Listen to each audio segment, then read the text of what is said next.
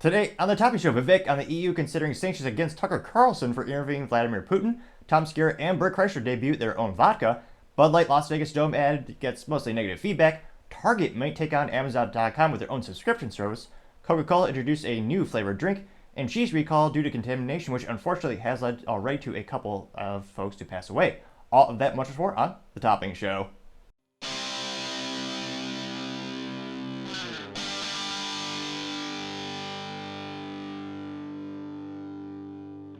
Thank you everyone for taking the time to tune in today. Today's episode of Topping Show is proudly sponsored by Topping Technologies. Topping Technologies is an IT value-added reseller and services company with a special proficiency in IT security. Heck, I see their founder release twice a day. Gotta say he's quite handsome and brilliant. He's me, you see, that's the joke. If you're an IT leader or business owner, reach the team at sales@toppingtechnologies.com. Also trying to get to 4,000 subscribers by the end of February, so if you click that button, I would greatly appreciate it. Now, going over to the business part of the podcast, you have Target thinking they're going to try to take on Amazon.com with their own subscription service. Let that sink in there for a second there. Target is going to try to take on Amazon. I actually impressed I said that with a straight face. But nevertheless, going to the actual article, this comes to us thanks to Melissa Cantor over that LinkedIn. And they note that, quote, Target is considering a paid membership program modeled after Amazon Prime to compete with its larger rival. Citing anonymous sources, in addition to generating subscription revenue, such as programs encouraging people to shop online and spend more money, yada yada, it is going to actually try to also drive customer loyalty. But Target's program, known internally as Project Trident, there better be an association or plug-in for the gum, because I mean, if not, that's just a lost opportunity. Nevertheless, they note that the Project Trident would be a late addition to the crowded market at a time when many consumers already have subscription fatigue. Amazon Prime launched in 2005, and they have, get this, 200 million members, which is astronomical. Not to brag, but I am part of the 1% of Americans who do not have Amazon Prime. Partially because, really, it's all fluff. You don't need anything there. They're not selling anything that you're going to die without. It's all luxury, and I understand some people need to have their products shipped in a New York minute, but, again, it's just luxuries you don't need. But I understand. Now, Target, I can't fathom how they're going to try to compete against Amazon with a subscription service. I don't know if this is hinting at them trying to get into content, but you have to remember with Amazon lost money for like a decade or more. I mean, there are interviews with, Jeff Bezos famously on the Jay Leno show, like joking about how much they're losing money, and it's part of the business model. And they had that calculated risk. They knew, after a long amount of time, they would actually turn a profit. And Amazon, nowadays, is they're more of an IT company than anything else. They just happen to sell a few things online. You look at where their company is really growing is AWS, also known as Amazon Web Services. Also known as, instead of having your own rack and mount server, having your own, rudimentary speaking, instead of having your own computer in your house, you just connect a wire to a monitor and you have a computer in someone else's house. That's simply put, Amazon has millions of data, not millions, they have many data centers with servers, storage, and compute, and it's helped them become the most profitable, powerful company on the planet. And I can't fathom how Target is going to try to compete with them. And again, they do know in the article, people already have subscription fatigue. How many do you have already? It's just astonishing. Every streaming platform has one. And I don't know what the value added of Target is going to be. Granted, I know they sell they don't just sell groceries, partially because there's only 2% profit margin in grocery stores to begin with on average. But I guess they do sell, TVs, clothes, and all that kind of stuff. But I guess maybe they're just going to try to copy Amazon and say, hey, if you pay for a subscription, you'll get a free shipping after $25 or $35, whatever it is. So it'll be interesting to see how they go from there. They also note that Target may incorporate Shipt, and that's their grocery delivery business, which, again, I don't know who's in charge of Target's marketing. We should not assume they have a modicum of intelligence given their past performance of carrying products that are extremely highly controversial, such as satanic materials. And I'm not being bombastic. They actually had a pin, an enamel pin, high quality, I'm sure. But it actually had the picture of Satan, and it was written out in plain English, Satan respects pronouns. Target thought, good idea, let's carry this product. Obviously, it backfired. Many people, especially conservatives, started to boycott the store. They also had the controversy of targeting kids, pun moderately intended with their name, for sexual things. And that caused a big backlash. And now they're Their delivery service is called Shipt, SHIPT. Again, why don't you call it something like Target Go or Target Home or Target? There's a million other things you could have called it, and yet that's what they call their grocery delivery business? Shipt? That's just late. I don't know. That's just pathetic to say the least. They also note that, yeah, Target is doing pretty bad because, again, they don't sell anything you need. It's a luxury store. It's basically Walmart, but more expensive, and many people would also say more political. They note the stock, and now I'm kind of curious. Let me pull up their stock trend right now. And like like pretty much all stock, hindsight's 2020. But going to the 5-year trend, they're actually up. So 5-year trend, they're up 108.97%. That's pretty good for a 5-year trend. But in the 1-year trend, they're down 13.78%, currently trading at $148.12 per share. What's the year to date? 3%. 6 months, they're up 13. 1 month is 4%. 52-week low is $102.93 per share. 52-week high was $177.29 per share. Dividend yield is 2.97%. So at least they do pay dividends, so there's an incentive if you actually hold their stock and not sell it. But yeah, that is, 18% down during the same period. S&P 500, as compared to the S&P 500 index, has gained 20%. So again, I know there are certain luxury items that do increase in value. They're more durable during precarious economic activities, during recession. Some people call them recession-proof. Ferrari being one of them because the lead time and their order list is so long, it takes years to get on the list, and they kind of buffer that. But with Target, I can't but think this year, as everyone's worried about the economy, the election, global conflict, there's so much uncertainty in the market, and people are being laid off. I can't but think, what's an easy way to cut back on your bills? Don't shop at Target. There's nothing you need there. So I'll be interested to see how many people are starting to tighten their belts, throughout the years or throughout this year, and if that will especially hurt Target. But as I always say, time shall tell.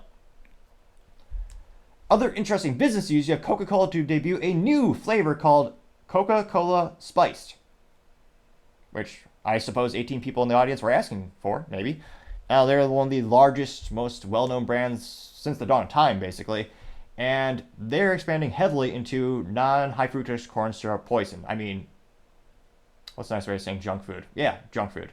So, interesting enough, traditional soda, or pop, depending on where you are located, what you call it, those sales are actually decreasing, both not just for Coca-Cola, but also rivals like PepsiCo. So the core products that they're best known for, ironically, are the ones that are starting to decrease popularity, as some Americans are starting to take their health more seriously and start to look at alternatives that aren't filled with more chemicals that no one can possibly pronounce.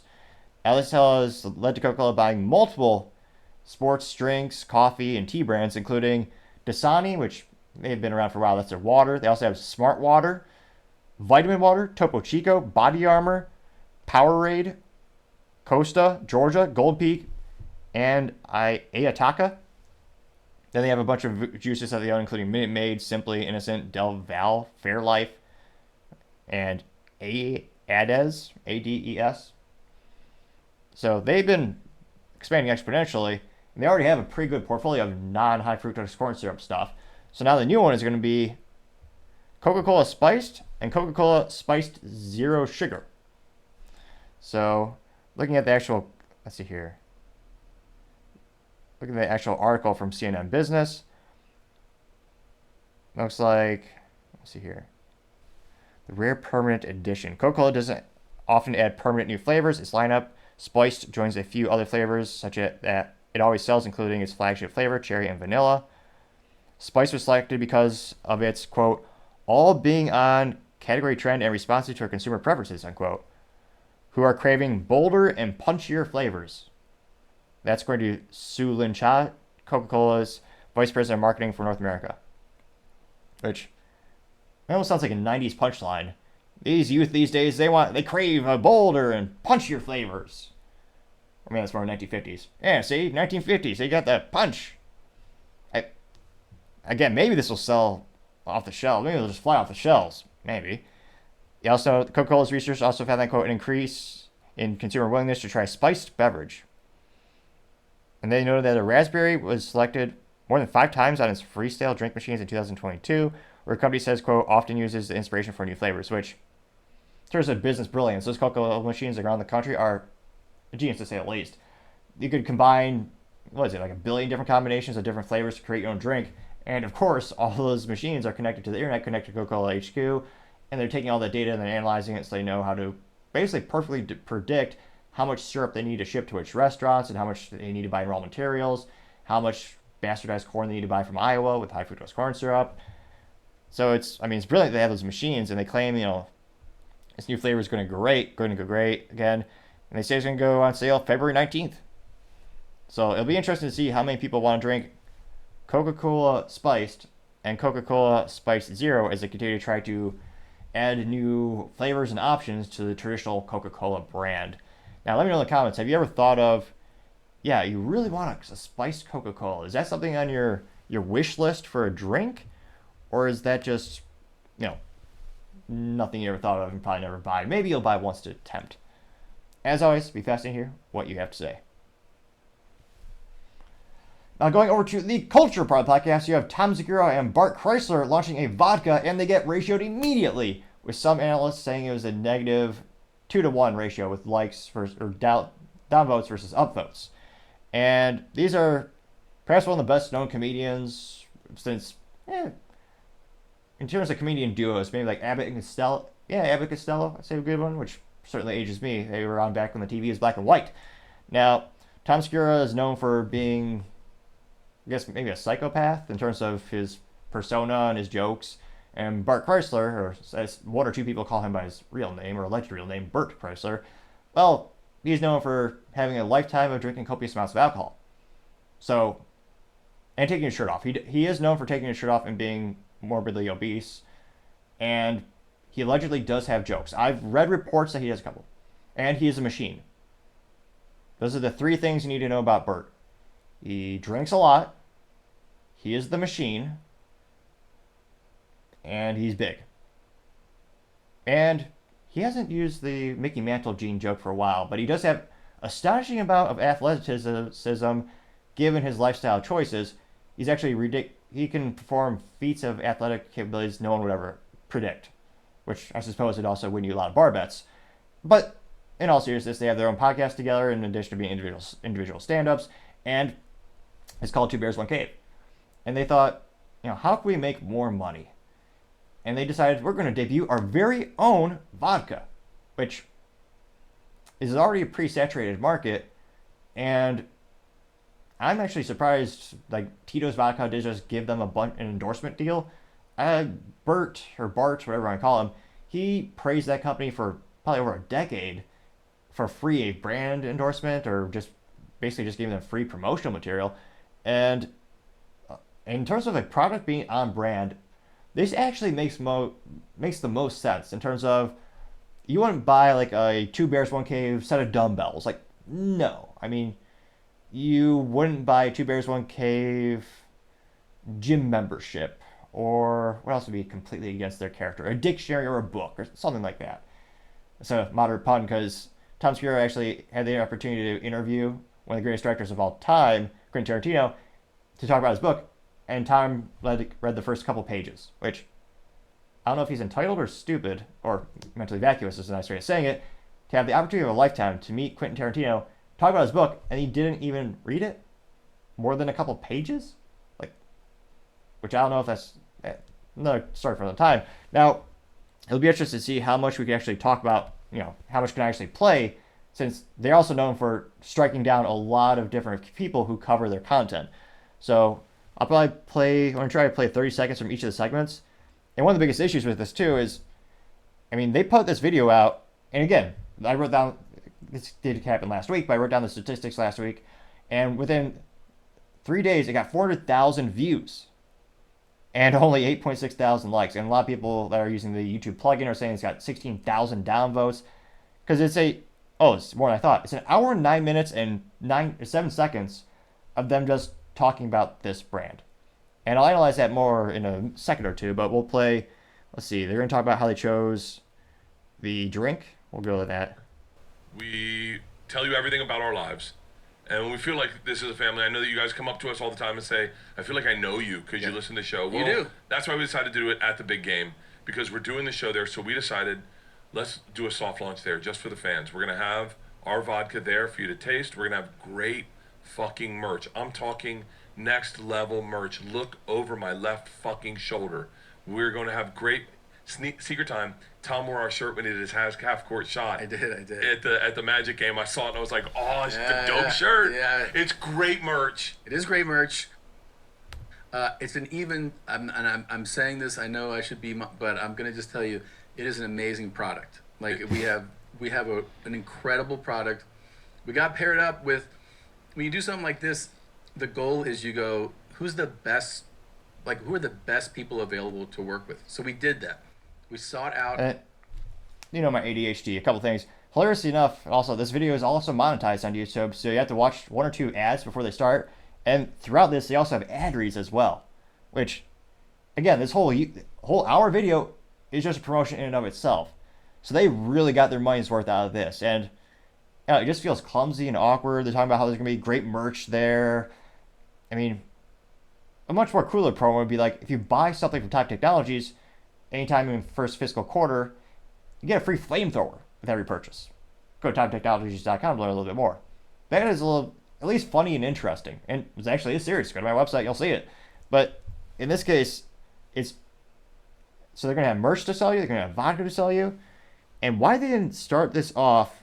And I'm trying to scroll through the video. I forget if they pull it up or not. But they're just talking about. They call it Por Ojos. This means 4 bears. We interviewed people.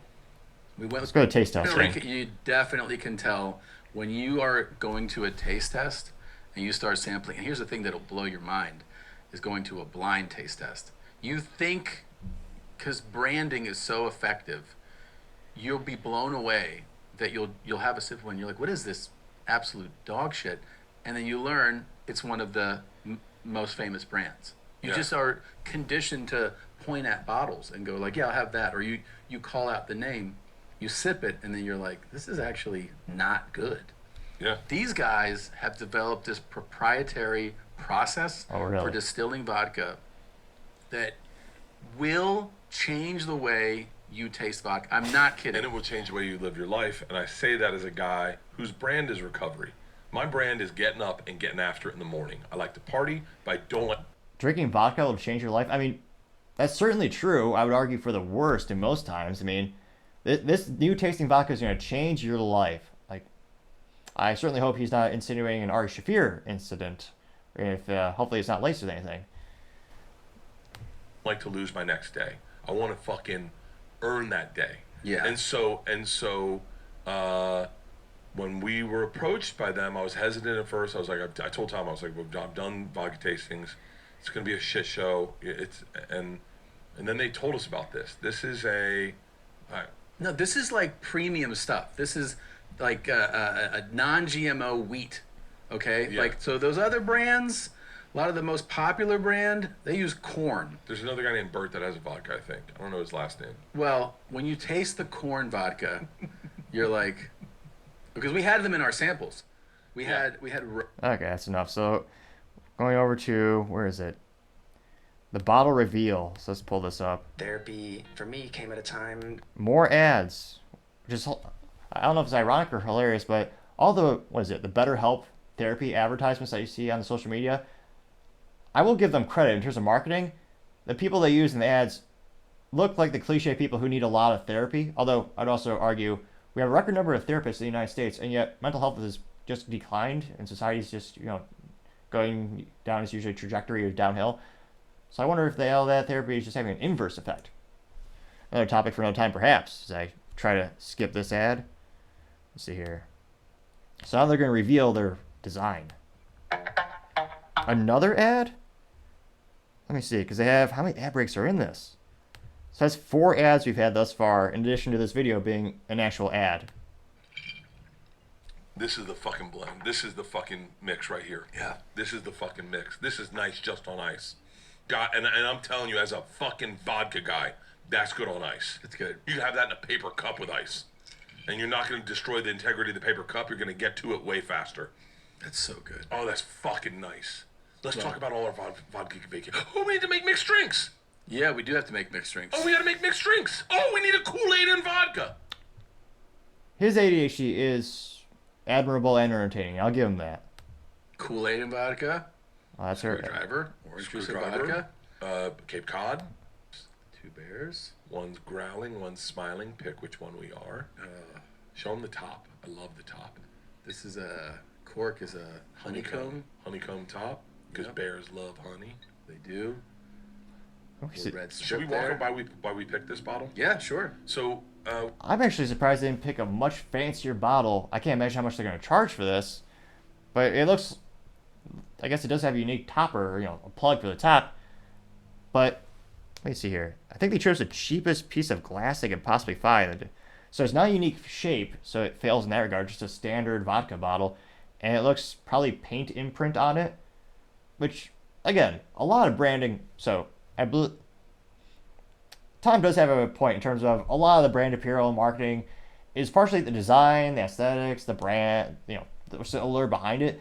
But also, as silly as it might sound, the bottle shape is a huge thing. When you're going to the store and you see the shelves upon shelves of different ways you can poison yourself, well, different bottles stand out, and that gets some people attention, especially if they're a new buyer or you're trying to find a new audience.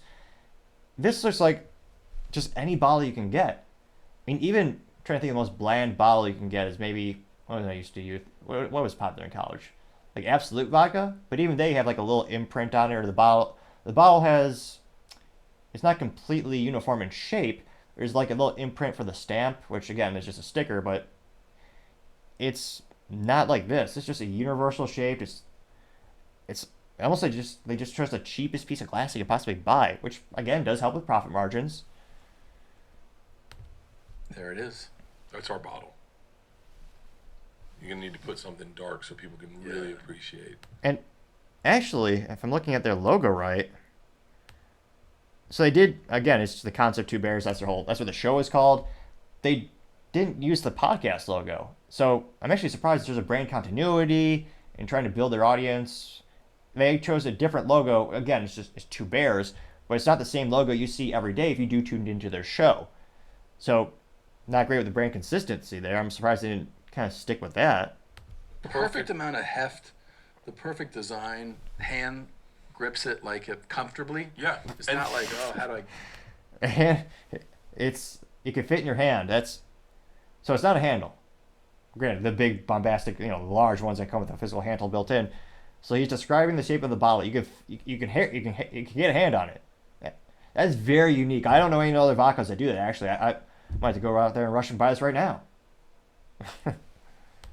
And it keeps you honest. Yeah. See that neck?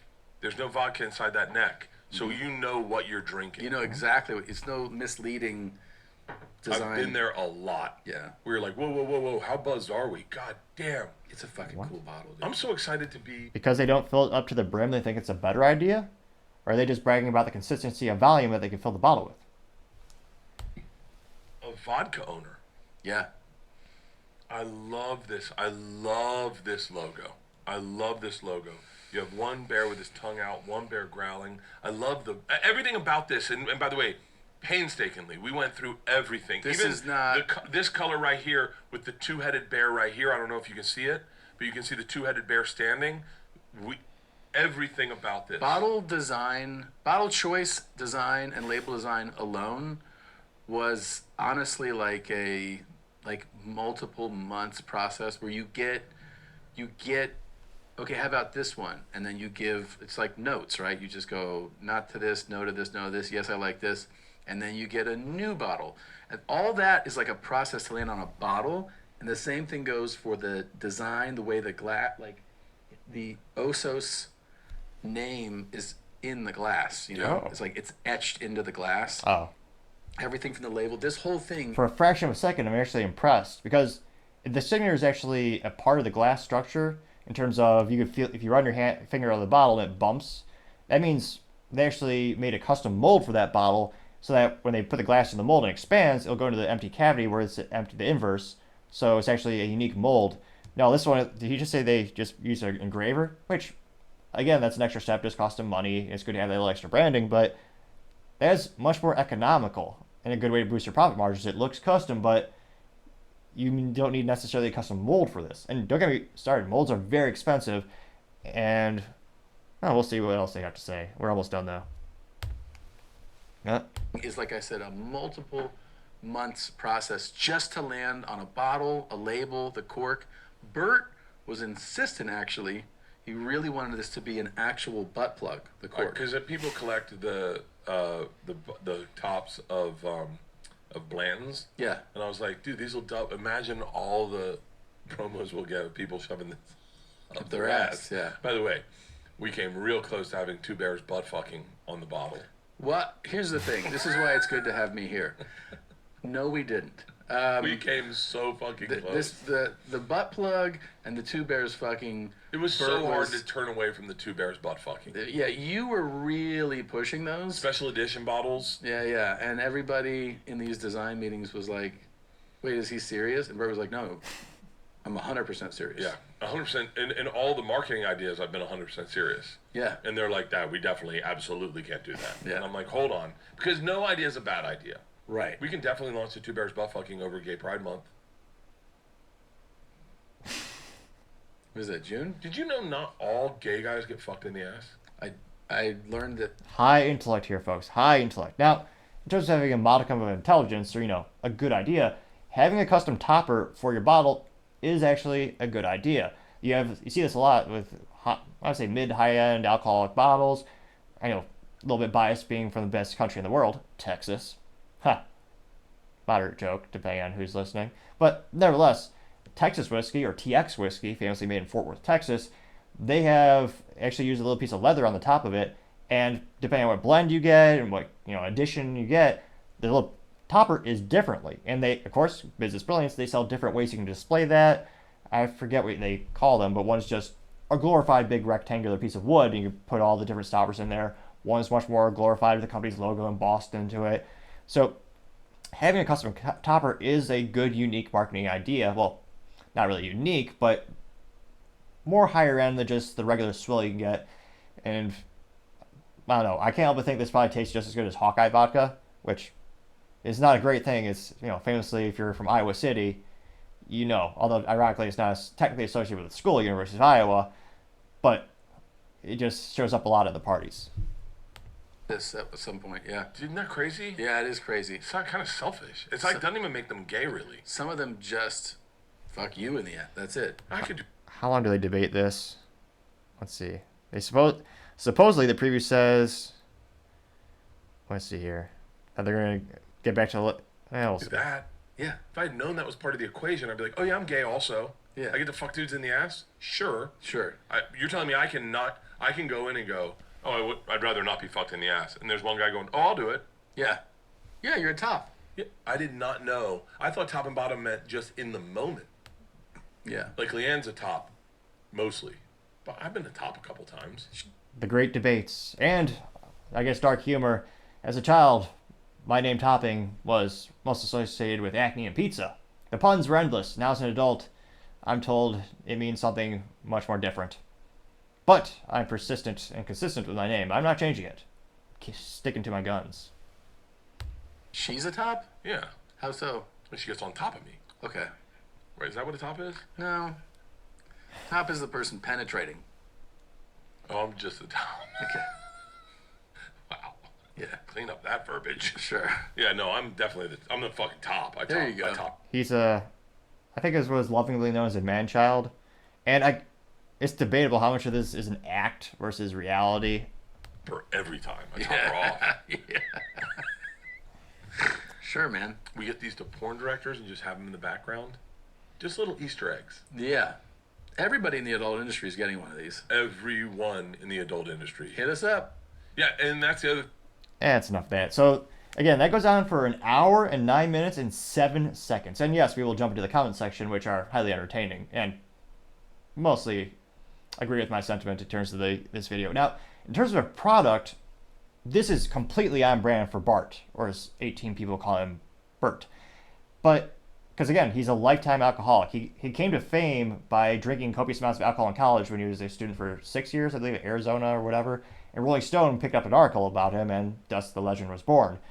And that makes sense. Now, a lot of people, fascinatingly enough, are ridiculing them. They aren't, and it depends on how you define it, they're not technically starting an alcohol company or a vodka company. It's a white label type of scenario. So they do go to the distillery and they tell them, hey, this is what we want, this is what we want to look like, this is what I want to taste like. And they probably laugh at half of what Bert is saying. But it's a white label situation. They're not actually manufacturing it. And fascinatingly enough, some people will not buy a product just because of that. Because again, it's the authenticity, you're not actually doing it. And these gentlemen have the resources necessary. If they wanted to, they could start their own liquor business, day one. Now, that's a huge risk, and especially, again, terrible law in Texas in terms of trying to plan a business out. In Texas, fun little business fact, if you want to build your own distillery or brewery, as far as last time I spoke to one of my brewing buddies, this is the current law, and again, I'm not a lawyer, though I do own a suit, as all men should. Well, you have to buy the land, build the facility, build a distillery, get it inspected, and then you apply for a liquor license. They could deny you, and then you're stuck with that investment. That investment's just sunk down. So it's a big risk, of course. And a lot of people say, well, they're not authentic, they're making it. And I did a little LinkedIn poll because I debate, as I try to grow my media company and someday make a profit on it, do I make my own coffee? And if I were to do that, or some other popular product, would I need to invest there's some estimates, $300,000, $400,000, $500,000 to start an actual coffee company. As in, you own the facility, you own the machinery, you own the packaging, or you just white label it and you pay someone else to do it. And you design it, and again, you give them input on how you want it to taste. On LinkedIn, again, small sample size, about 175 people voted in this. It's about a 50-50 split between people saying, if I knew that, I would not support the company, and other people saying, yeah, I know that it's not all the money going to the person, but it helps them grow. So just having a white label instance is controversial in and of itself. Now, the fact that this is also, again, over an hour long, just sales pitch. And again, they have multiple ad breaks. And they even, again, I'm not going to have you listen to their dribble, but they actually do an ad read. So I think one of them is for DraftKings and some other partnerships they have. So it's a commercial with commercials, which, again, that gets annoying as hell. Now, go to the comments section. We'll see how many people agree with me, or maybe, who knows? Perhaps I'm alone in this assessment. I don't think so, but let's dive in. One of the first comments comes from Ernest Thorne, 2824. They say, quote, 2 bears, 1 infomercial, unquote. They got 766 likes. Clint 3680 says, quote, so if YMH members get this episode ad-free, what's actually left for them to watch, unquote. They got 739 likes. Billy JJ says, quote, the more I watch this episode, the less I want to buy their vodka, and I'm a fan, unquote. And that got 444 likes. Jeremy Wright said, quote, podcast cringe, sum this up perfectly, save yourself an hour and just watch it, unquote, getting 101 likes. Floating Stool says, quote, pitching the pours your new vodka for an hour is an interesting move. Can't wait to see how it goes, unquote, getting 791 likes.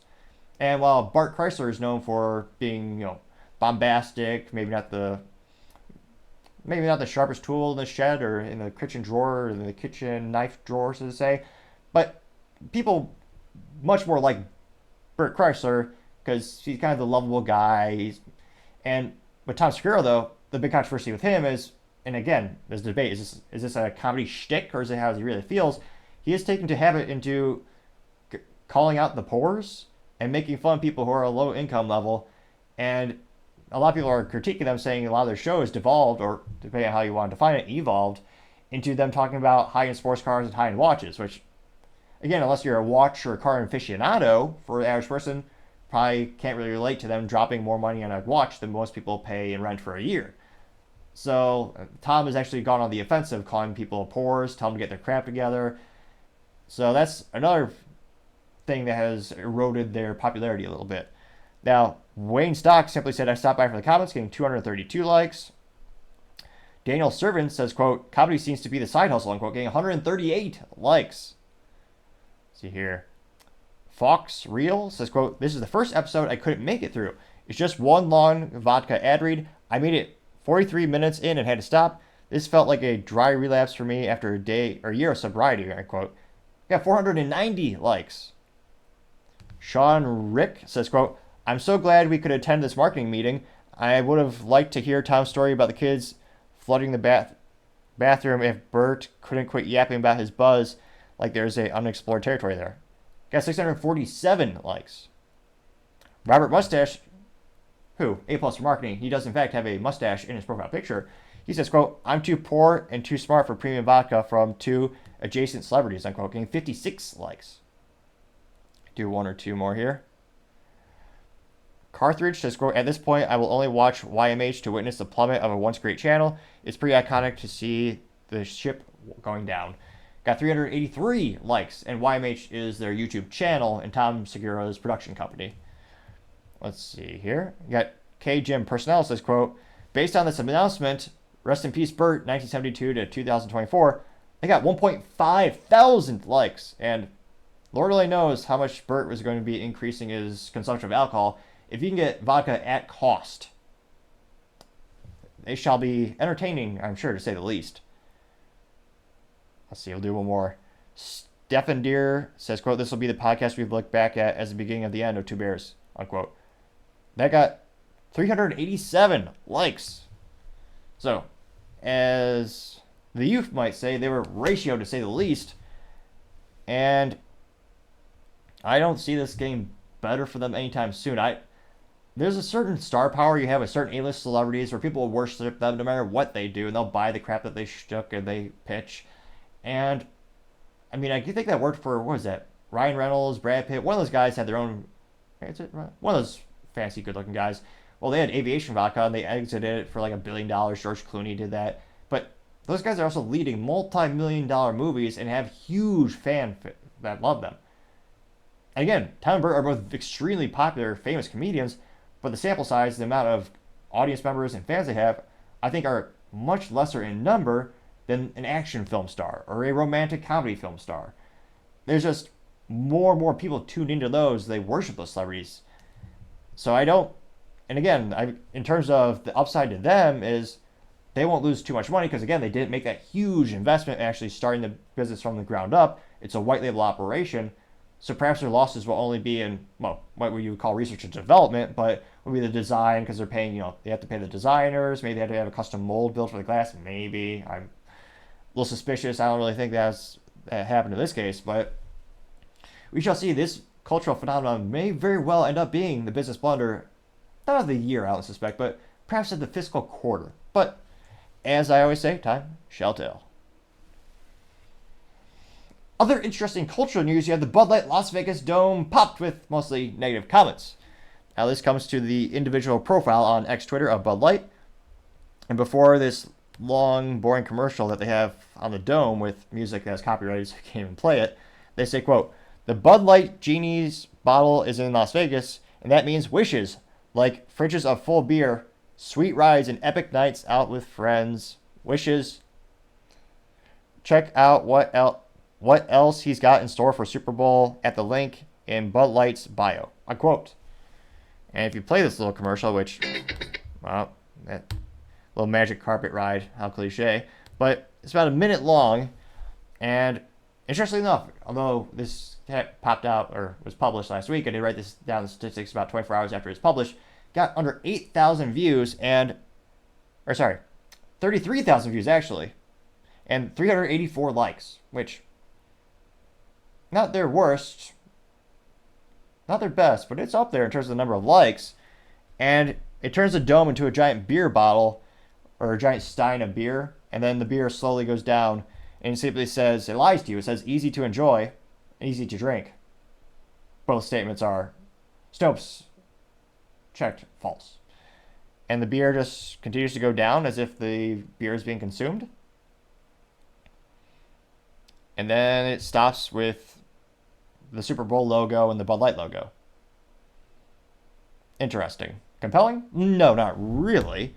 And then they say, I mean, going back to what they were saying, who would wish that if you were to have the opportunity to ask a genie for a wish, would you waste one of them on a fridge of beer?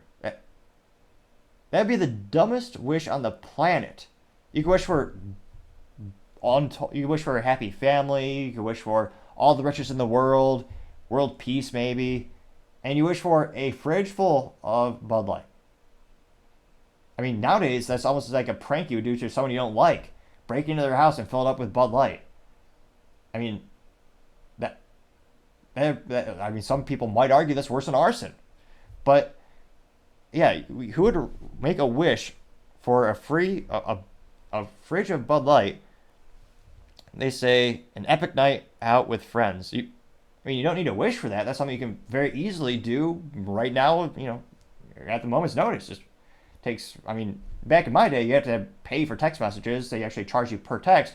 Now you have unlimited free texting. So it's the bar to entry to actually go out with your friends is pretty quite low. Just send out a text message. Maybe you feel so inclined to do a group text. You can go out with friends, have a great night. You don't need to spend a wish on that. But I guess perhaps I just have a modicum of intelligence. I'm certainly not their core audience or not their marketing department.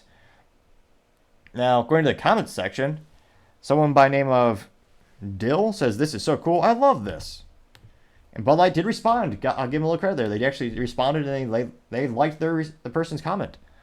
Now, going to this individual, they have I can't describe this. They have their logo being a head that says resist. They have 21,000 friends or followers during 2018. Let's see here. And going to their profile, look at all that post. It looks like they are a leftist. Let's see here. And a Marxist. Perhaps that's Bud Light's major new consumer. They did say they wanted to find new customers. And interestingly enough, I'm going through all these comments. The ones that are complimenting Bud Light, or at least not viscerally roasting it, none of these are from verified users. So we have one from John B, who simply says cool. And Bud Light responded, but they did not like his comment. Granted, neither did I. No one did. They got no likes. Going to John B's profile, he has 171 or 74 followers. And she is, what is he? Says Republicans are racist. He likes Wordle. And he likes Biden. Interesting. And he reposts for Bud Light consistently. Again, perhaps I can't help but notice a correlation to all the people who now are giving them accolades at Bud Light. We'll do one more because, well, granted, it's a small sample size. There's not a lot of people giving them accolades or saying nice things in the comment section. We have one from Heather who says, sweet. Another unverified account. She got 2 likes and Bud Light responded to her. Oh, the shame. She says she's from Texas. She has 846 followers. Joined in 2011. Going to her profile. And she is mentally vacuous, wanting to repost for Cash App where you could win gift cards. Repost for, what is this crap? Someone is mentally vacuous is, what is this? Pro Shop Money, where they give away free, they claim, retweet this, pick friends, and we're going to give away gift cards. What else does she like? Let's see. So it's a scam. Yeah, so she reposts all the BS scams where they claim, we're going to pick one person who did a repost and we'll give them $1,000. So another person who's mentally vacuous. Now in their defense, perhaps they are simply already drinking Bud Light when they're typing this out, which may explain their behavior or their lack of rationality.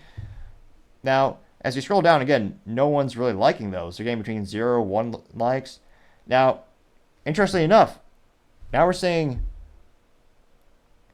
all the verified comments are the ones that are negative. Now, the first one comes from Tom Ferry. He says, quote, tranny juice, boycott still on, Bud Light must apologize, unquote. That got 30 likes. Brooker9E says, quote, maybe you can wish you never hired Bill Mulvaney, unquote, getting 13 likes. Artificial Mafia says, quote, damn, that's a lot of gay, unquote, getting 23 likes, though his profile is not verified. All these other ones are, though. James Broomley says, absolutely not, getting 6 likes. Terry Moore says, no one is buying your lame campaign. You need to apologize. That would go a long way in resolving your corporate screw-up, unquote, getting 9 likes. Elgato Roboto simply has a picture of Oh, I guess this is more of a contrarian. He actually is fighting against the memes. He has a picture of someone wearing a MAGA hat ingesting Bud Light in an improper orifice. They got 21 likes. Now I'm fascinated. Perhaps maybe he's a average guy, no bias at all in his profile. So Mr. Elgato Roboto, he has 1,261 followers, joined in 2017. Let's see here. He is a fan of the 49ers. Let's see. He hates Donald Trump. Let's see here. Yeah, so again, kind of starting to see the shape of their new audience. Will that audience actually help them make a profit or gain those sales? Let's just say I'm a little skeptical to say the least. Josh says, quote, there are going to be tampons in the men's restroom at the game, huh? Unquote, getting 15 likes. Zuma says, quote, you effed up Budweiser. No one cares about Budweiser anymore. It's a picture of a Budweiser Stein as well as a picture of Dylan Mulvaney. It got 8 likes. Roger did a picture of Dylan Mulvaney wearing a tank top in a bathtub while holding a can of Bud Light and having the dress or hair dressed up like or put up in a bun. I got 4 likes. Xavier says, quote, is the sphere full of gay beer? Unquote, getting 5 likes. Dave Ernest Tag said, quote, if I came across a genie, I'd ask her for a Miller Lite. Unquote, getting 8 likes. Let's see.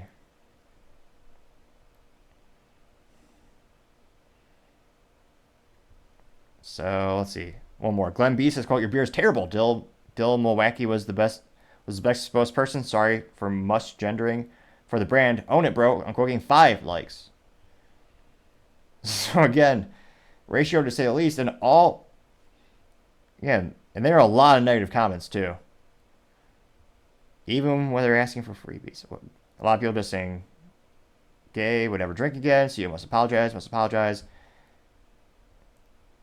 Jeez Louise. A lot of scary pictures of Dylan Mulvaney. Let's see here. A lot of cartoons. I can't but go to the very top. Wonder how many they censored. Oh, of course, they have a super secret censored button. So I'll click that button, see what else they said. Manatee Manboy says, quote, I wish, again, cover your ears if you have children listening. Says, quote, I wish I could chop off my private part, replace it with a lady part. Unquote, getting 8 likes. Then another one has Kyle Rittenhouse on a can of PBR. It says, put real heroes on beer cans, getting 1 like. So those are the 2 ultra hidden responses that they didn't want us to see. So again, I can't continue to see a trend. All the nice comments on these Bud Light posts are all from people who just either repost everything for free, or they just want to win some type of BS freebie or promo, or they're people who are more left politically inclined. So they're trying to regain their old audience. They're trying to regain that 30% of sales that they've so effectively pissed off, and just they got rid of that consumer base, got rid of those fans. So they're trying to get them back. And again, this really ain't working. We have more and more celebrities coming out saying they want to endorse the brand. We should rebuy it again. So it'll be interesting to see. I mean, at the end of the day, what does it take to actually turn it around? Is that even possible? That perhaps would be the greatest challenge from a marketing perspective. And again, if the CEO was to come out and apologize, I think that would increase their sales. Would it be 30%? No, absolutely not. Maybe 5 to 6%? Maybe. I can't but think it would probably help. Now, that being said, then the leftists, or people who, as has devolved into a political issue, people on the very left would then try to boycott it as well. Though, maybe they just have to sponsor more pride parades, which Bud Light has been doing for about 3 decades now. So it'll be interesting to see as they put themselves in between a rock and a hard place. But let's just say, if I was a gambling man, I don't think, I don't think it's gonna get better anytime soon. Now going over to the political part podcast, you have Vivek on the EU considering sanctions against Tucker Carlson for interviewing Vladimir Putin. Now this comes to us thanks to Vivek's personal ex-Twitter profile. Statistics were all taken down about 24 hours after it was posted. Granted, it did happen last week. Now, Vivek says, quote, the European Union is considering sanctions against Tucker for interviewing Putin, but think about it. There's no way the EU would ever dare do that to a prominent U.S. figure without implicit blessings from their counterparts in the U.S. government. Unquote. And again, they got 1.6 million views and 46,000 likes. And of course, many people are calling Tucker Carlson the GOAT, or also known as the greatest of all time, for actually interviewing everyone and giving us the interview that we've been basically not allowed to see. Can't help but see the different contrasts. You also have, Mr. Zelensky.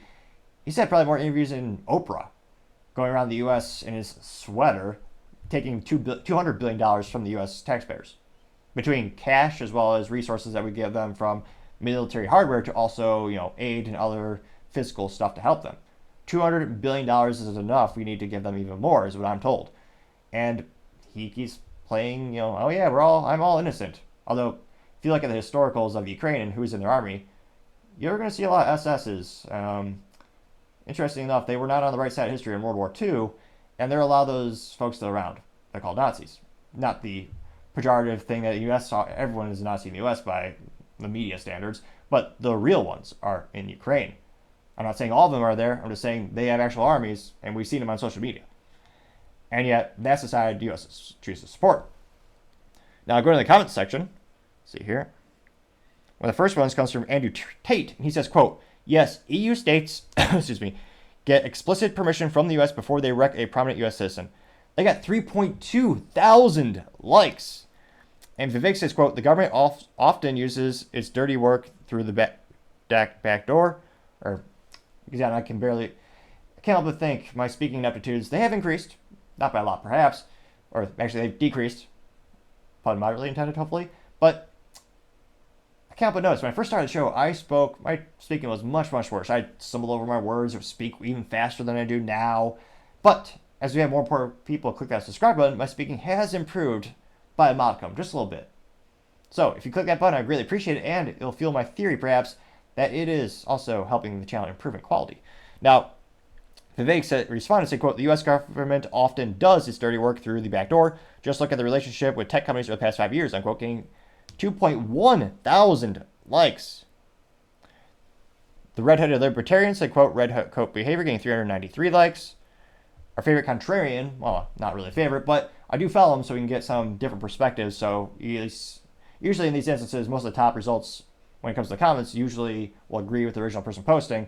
Luke is a far leftist, or some might call him an extreme leftist, and I follow him so you could see his post at the top. So he responded saying, quote, MAGAs are always the victim and hero in everything. Even in their own insurrection, gaslighting 101 is essential to the hustle that they cloak themselves in fake victimhood and act like everyone else is the aggressor and they're just fighting back, and inverts the power structure, unquote. Is he insinuating that the tech companies didn't do mass censorship in the past 36 months plus?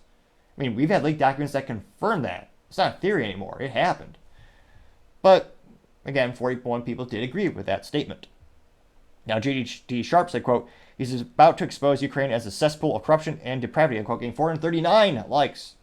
And, yes, historically, fascinatingly enough, even CNN, Wall Street Journal, Washington Post, even they were calling Ukraine one of the most corrupt countries on the planet prior to the Ukraine-Russia conflict. And I guess maybe we just forgot about that as we've given them all this stuff with zero accountability, even though as recently as a couple weeks ago, we've been seeing more and more leaks of money just disappearing and being improperly allocated and stolen. And as we go down more comments here, you have Brittany Ray saying, quote, what about Newsom for meeting G? Unquote, getting 262 likes. Joey Mariano says, quote, I wouldn't be surprised if Biden asked them to do it himself, getting 274 likes. Richard Tibbetts says, quote, Ukraine is the country that imprisoned and killed an American journalist, R.I.P. Gonzalo Lira, unquote, getting 156 likes. And they also outlawed, the opposing political party, they outlawed in Ukraine under Zelensky's leadership. They also got rid of churches. Interesting. Uncommon Sense says, quote, according to the Biden administration, it's okay for the Ukraine to kill an American journalist, but it's not okay for an American journalist to interview the Russian president. Think about that for a minute. Who really wants to stop the war versus continue, unquote, getting 464 likes.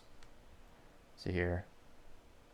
Mike Beach says, quote, our mainstream media, and it's a picture compilation of other prominent U.S. politicians as well as journalists interviewing Vladimir Putin, and it says journalism, and then a picture of Tucker and Vladimir, and again it says treason, which, again, the hypocrisy is always there. Deb says, quote, very concerning that our own country has come to the point where a journalist is threatened for doing their job. Quote, getting 79 likes. Susie says, quote, I remember when Barbara Walters interviewed Fidel Castro, I'm quite certain she wasn't threatened by sanctions. Unquote, getting 72 likes. So it'll be interesting to see, as that interview, I'm sure, is to break the internet, what are the long-term ramifications? What do we find out from it? And will other countries block Tucker from entering their premises? What is this going to mean for journalism? Let me know in the comments. Do you think it's going to help our country unite, or help people become reignited in fascination with the seeking of truth, or will people just become more politically bifurcated and only stick to only consuming one or two of the media outlets? As always, be fascinated to hear what you have to say. Now, going over to the business blunder of the day, you have a cheese recall after an outbreak and some deaths, unfortunately. Now, specifically, this comes to us thanks to Sarah at Fox News. They say, quote, listeria outbreak across more than 10 states linked to recalled dairy products and 2 deaths, according to the CDC. The deaths, unfortunately, they were also associated with the listeria outbreak, were reported in California as well as Texas. Now, they also know that it has sickened 26 people and hospitalized 23, of which, and then 2 of which have passed away. The specific company is by the name of Rizzo Lopez Foods, and they issued a voluntary recall on Monday for all cheeses and all other dairy products made in Modesto, California facility. And they say, quote, because they have potential to be contaminated with Listeria monocytogenetal, unquote. Monocytogen is probably how it's pronounced. Probably, maybe. And of course, this is one of those instances where there's a lot of white labeling where you have one company making multiple brands. So all the brands that are affected specifically include Tio Frisco, Dan Frisco, Rizzo Bros, Rio Grande, Food City, El Hucha, La Ordina, San Carlos, Campesino, San Maria, Dos Ranchitos, Casa Cardenas, and 365 Whole Foods Market. So quite many brands to say the least. In terms of the number of sick people, it looks like the states that were affected, or the people who were affected, resided in Arizona, California, Colorado, Florida, Georgia, Nevada, North Carolina, Oregon, Tennessee, Texas, as well as Washington. And the CDC said that they were tracking the strain of Listeria for years prior to the food recall. They noted the outbreak between 2017 and 2021. Let's see here. They reopened the case in 2024 January. Now the symptoms, let's see, can include, unfortunately, it hurts the people who are most innocent, which would be the young children and people with weak immune systems. And they note that symptoms usually start within 2 weeks after eating the contaminated foods with Listeria, but may start as early as the same day or as late as 10 weeks after. Now, they note that most of the common side effects are going to be fever, muscle aches, tiredness. They could also suffer from headaches, stiff neck, confusion, loss of balance, or seizures. So again, it's quite heartbreaking in this instance. This is more of a especially dark business blunder. We usually talk about car recalls and product recalls where you have some minor injuries, but unfortunately, this is the worst recall of all, where someone has actually passed away from it. So be especially careful if you see those in your kitchen. I was going to say your kitchen drawer, but realistically, you keep cheese in the fridge. Fridges have drawers, so metaphor still stands, or analogy, whatever. If you see that, I wouldn't even risk it. I'm trying to see if they actually specify the individual SKUs. I didn't see it earlier when I was reviewing this, but let's see here. In terms of the dates, and unfortunately, do not eat any. Yeah, they're just saying do not eat anything at all. If you have questions, you reach out to the company. If you feel so inclined, you can call them at 833-296-2233. They claim that that's your hotline. It's monitored 24 hours a day. And let's see here. They also say, the company did not respond immediately when they were called and asked for comment. So unfortunately, the business blunder day is quite dark, and some people do pass away. If you're aware of those brands, my 2 cents is throw them out immediately. Don't even risk it. And hopefully they're able to contain this and they don't have this type of incident again. But unfortunately, that dairy recall, it certainly is the business blunder of the day. Thank you again, everyone, for taking the time to tune in today. Again, I'm trying to get to 4,000 subscribers by the end of February, so if you click that button, I greatly appreciate it. Also, leaving a thumbs up, thumbs down, comment, and sharing it is also a great way to not only give me additional feedback, but also help with the magical YouTube algorithm and help it get shared more and more. lastly, don't forget to take the time to tell your family, tell your friends, tell your coworkers, heck, tell your enemies, tell anyone and everyone. Just stay safe, fight the good fight.